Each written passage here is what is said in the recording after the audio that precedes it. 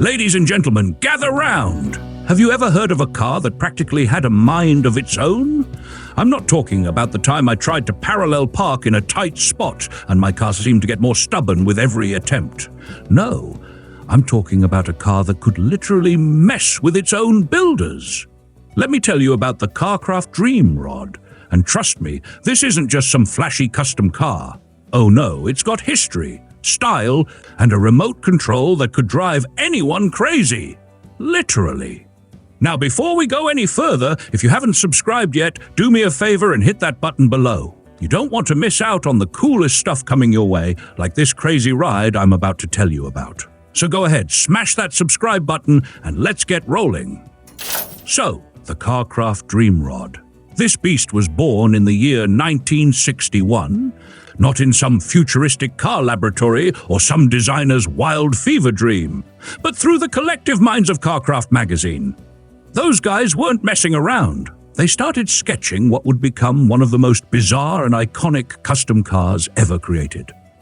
Fast forward to the year 1963, when Bob Larrivee, the mastermind behind Promotions Incorporated, decided to bring this drawing to life. He hired Bill Cushenbery, a true legend in the custom car world, to turn these two-dimensional dreams into a three-dimensional reality. And boy, did he deliver! Now let's talk about the guts of this thing.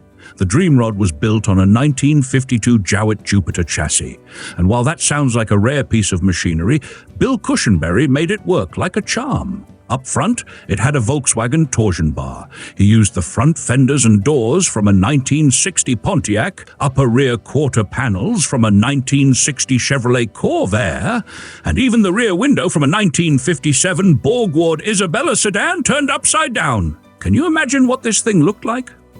It was the kind of car that, if you saw it driving down the street, you'd either be completely amazed or question your sanity. Inside, it wasn't just about looks.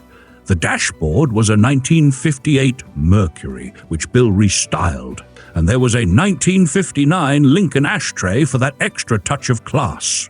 But don't think this was some static museum piece. You had a 289 cubic inch Ford engine under the hood to power this beast. So it wasn't just about looking cool, it was about rolling out with some serious horsepower. And the car's gold metal flake frame? Let's just say it looked like a car you'd park in a disco, ready to spin on the dance floor.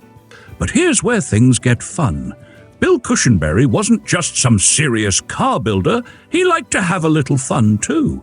You see, he developed this electric control system for the Dream Rod, which took the technology from his earlier project, the Silhouette, to the next level. And here's the kicker.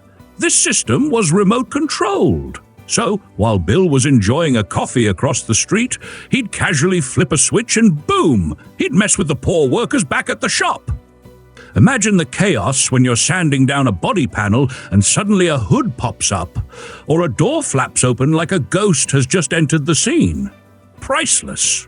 But like all great things, the Dream Rod didn't stay the same for long. In the year 1966, it was sold and given a makeover. Enter the Tiger Shark. Now, don't get me wrong, the Tiger Shark was still cool, but it didn't quite have the same pizzazz as the original Dream Rod.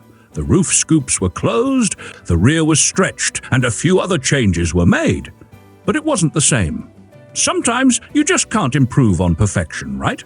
Then in the year 2005, enter Mark Moriarty, who bought what was left of the Tiger Shark and decided to bring the Dream Rod back to life. 3 years later, after tons of hard work and sweat, Mark unveiled the fully restored Dream Rod in January 2009. And let me tell you, when it hit the scene again, it was like watching an old friend come back to town after years of being on vacation.